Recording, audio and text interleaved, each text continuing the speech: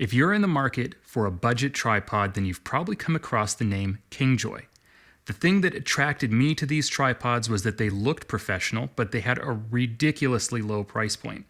The problem was that there was inconsistent information across different listings. Did they actually have this spec or not?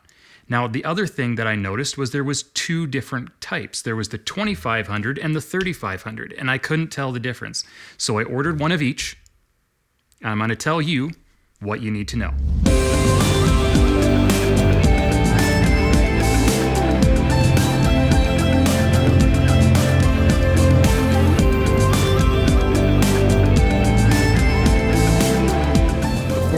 Into actually talking about the details on these tripod heads, I'm going to just cover some basics about what to think about when you're actually buying a tripod kit. So if you're interested in that, I'm just going to put the time code on the screen here and you can jump right ahead to that. A few years ago, we were looking at our kit and realizing that we really should have at least like a semi-decent tripod. And so we started looking for a budget option. When we finally ordered this Kingjoy tripod, it was one of those purchases where we said, man, why didn't we do this like 5 years ago? Having a good tripod is just, it should be a part of every filmmaker's kit. You'd be surprised how much of a difference it makes, even when you think that it won't. I spent a lot of my career not thinking that a tripod really mattered at all. I would make do with tripods my parents gave me for Christmas. Eventually I broke down and bought this one here, this Next-Tech, which is, I'm trying to remember if it's from the Source or if it's from the old Radio Shack. Well, that still existed in Canada. But that was only because my other tripod literally broke into pieces and I couldn't put anything on it anymore. The head broke off, the center column broke out. So I bought this one. But then we ended up filming like 3 films on really awful tripods, and by the time we bought these, like, this would have saved us so much time and just made experience so much better. So the first thing in your tripod kit is the head of the tripod, and when you're buying tripods, you're going to find tripods with friction heads, fluid heads, and maybe you might find one with a gear head, but gear heads are usually reserved for that like $250,000 television studio tripod, and you're just not going to find it very well.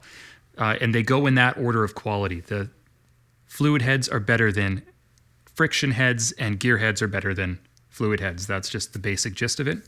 And then as part of your head, you can have all kinds of different features with that head. You can have tripod heads, low-end ones. They might not have a quick-release plate, but fairly quickly you're going to find them with quick-release plates. And then there's different qualities of quick-release plates. You've got heads that can handle different weights. You've got different types of control arms. I don't know if you can see that, but control arms. Different parts. This one's got bubble levels, things like that. And the other major component of any tripod, of course, is the actual tripod, where it comes in the name, and that is the legs or the sticks. And these can come in, typically you'll find them in plastic, aluminum, or carbon fiber. Typically they're rated in aluminum being more preferable than plastic because it's sturdier, but it also will get colder. And then oftentimes carbon fiber being the best because it's so lightweight. And of course on the sticks, you can have all kinds of different features on that as well. You can have different types of lock releases. You can have different kinds of feet that are kind of grippy or have spikes for outdoors or are interchangeable, those kinds of things. When I'm talking to people about tripods, there's a couple of things that people tend not to think about. They often think about them kind of like this tripod here, which is all one piece. Now, this is a nicer consumer tripod. It's a little bit heavier duty and got a lot of nice features, but it's all one piece. When one part breaks, the whole thing goes. You can't just upgrade it piece by piece. And that's the thing that you need to think about when you're buying tripods and heads, is that you're buying a kit. It's kind of like kitting out your camera, but the tripod has its own whole kit system going on. So you actually need to think of a tripod not as a one piece of gear, but as a collection of gear that each serves little different nuanced purposes depending on your need, and actually think about what you need this to do, and then look at the pieces of that tripod kit that will get you there, and spend the money on what matters so that you don't have to start with spending money on the whole thing. If you've been shopping for tripods, you know that tripods can get really expensive really fast, and that's one of the things that excited me about these Kingjoy tripods, is they let me get my feet wet and jump into that next tier of tripod professionalism, of gear professionalism, and then later I'll be able to just replace this head, or replace the sticks, or replace the arm, or just little pieces like that to get to where I want to go more incrementally as I have the money to do it, which is pretty cool, I think. So let's jump into the review.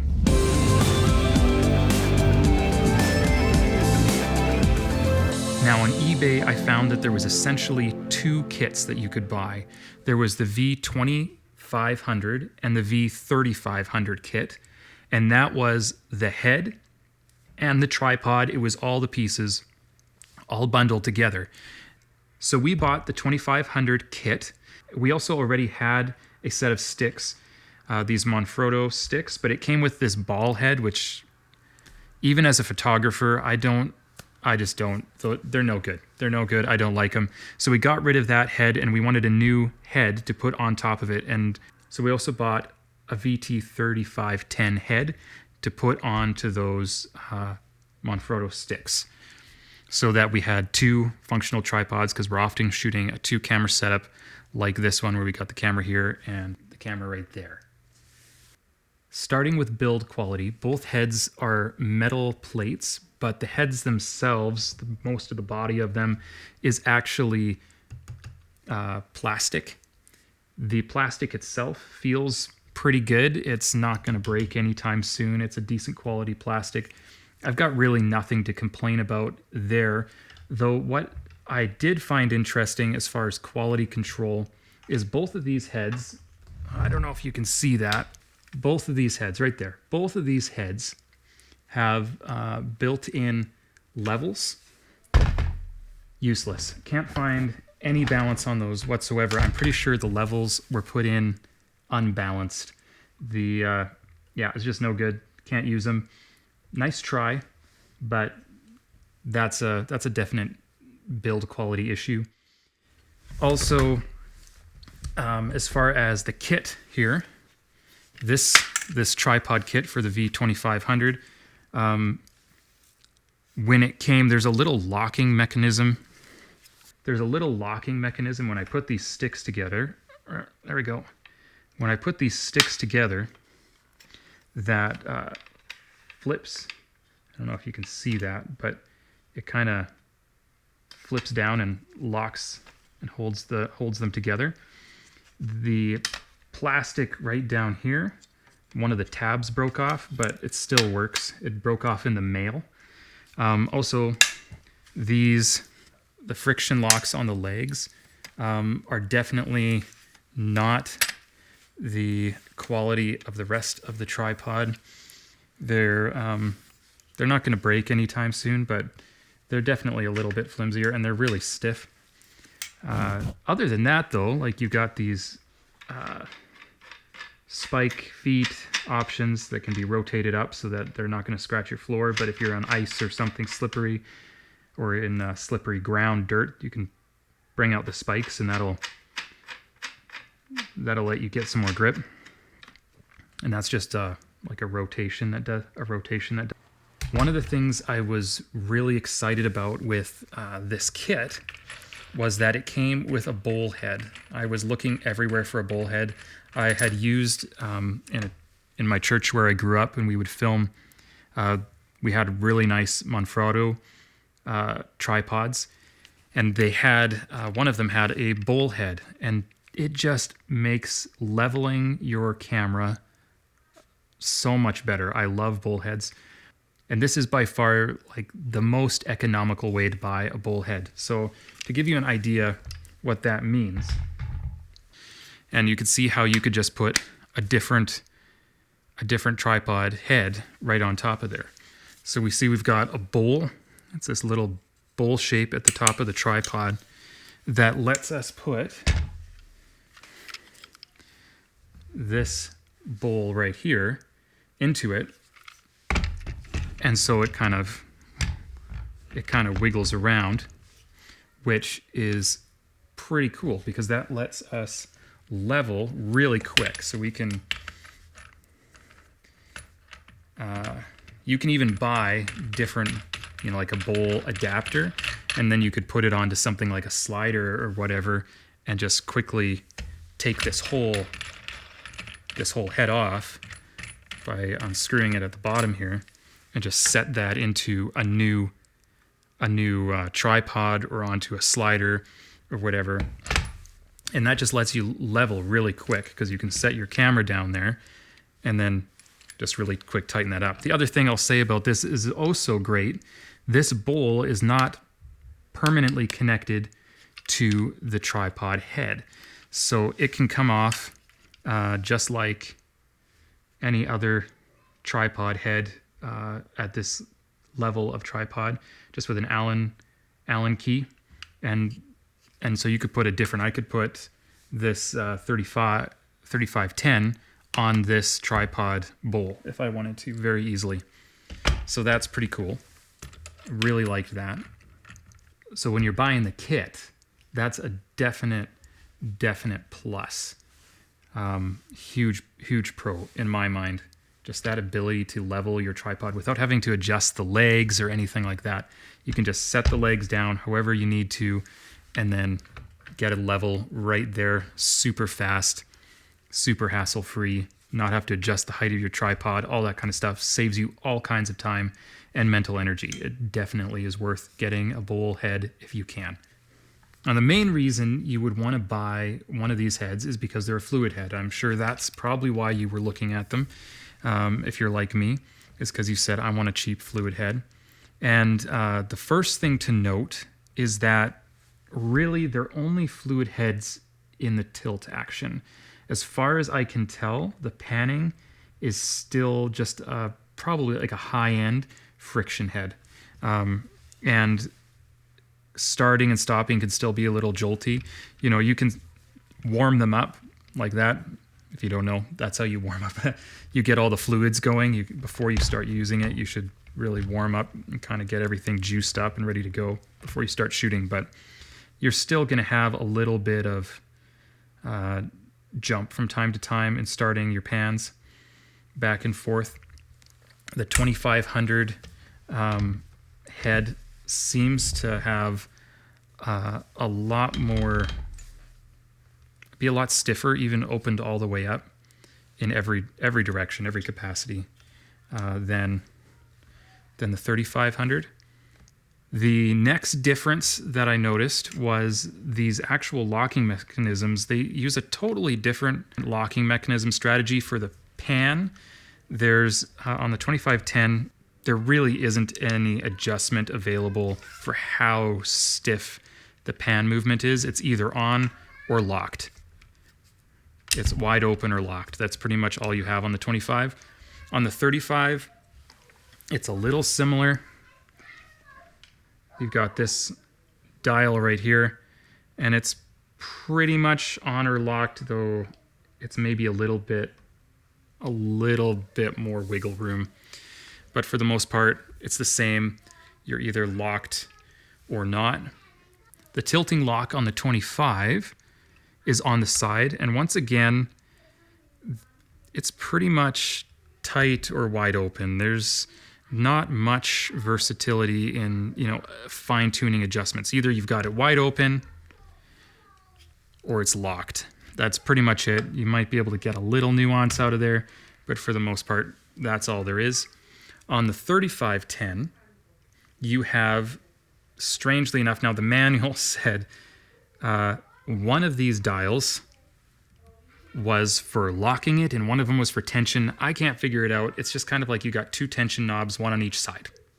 So you get a lot more, and they look slightly different, but you can kind of just fiddle with those, and you can get a lot more nuance in how tight that tilting motion actually is, and how much pressure and resistance you get.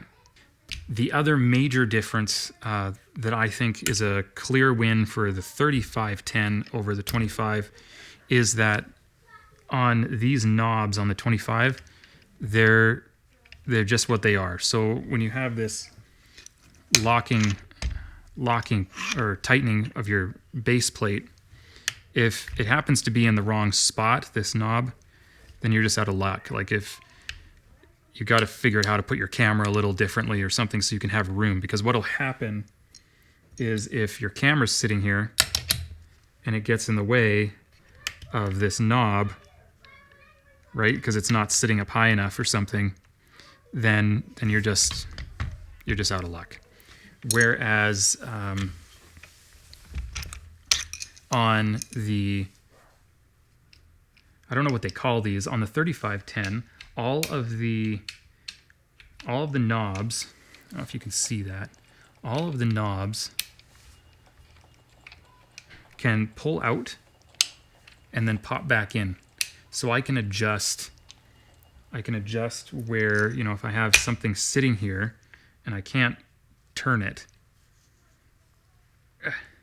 I can just pull that out and adjust it, and it gets to a different spot. And that, I mean, that right there is huge. And all three of these knobs do that.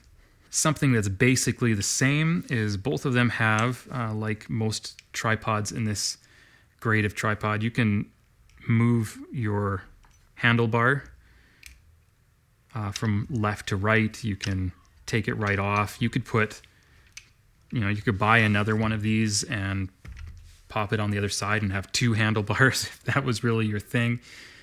You can move that around. I like to move my handlebars around. I just like to move them around. And in this position, this knob is a little bit too close to that handlebar, and so it can end up, some of these knobs can end up running into it, where if the knobs have been placed further forward, that would have solved that problem. I had anticipated, because I'd seen online that the 3510 had the same quick release plate as a Manfrotto quick release plate, and that got me really excited, because you can buy Manfrotto quick release plates online for like $10. And then you can mount these somewhere else, like on another tripod or on something that doesn't have a quick release plate, because it's got the same screw holes here. You can mount these things infinitum on top of each other. But then I can just pop my camera off the one, put this on a slider, or put it on a Steadicam or something like that, and just be able to move my camera around really in a real versatile way. I heard that was the case on these 3510 tripods, and it's true. Yeah, it slips on there. So you'll notice that if you're not used to these kind of quick release plates, they're different than your photography ones that set down right in top. These actually slide in, and partway in, they lock. And that locking, they can't slide all the way forward. They have to go in from the back. And then when they're locked, it means they can't come out the back. So the only way to get the camera out is to hit the release button, and then that opens it up, and they can come out backwards only. So when they're in there, of course, you've got a tightener knob that you can tighten that in there, and then the camera's not going anywhere. But if it's loose and you tilt the camera back, it's not going to fall off the tripod, right? So that's a big deal.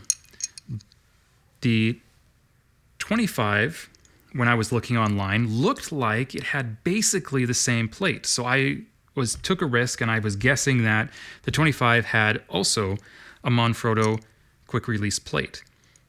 So this is a Manfrotto plate, and this is a VT-2500 plate.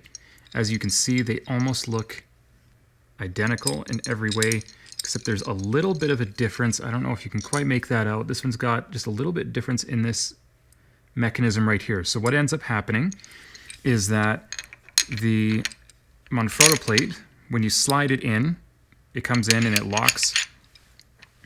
When you tilt it back, stops it from falling out.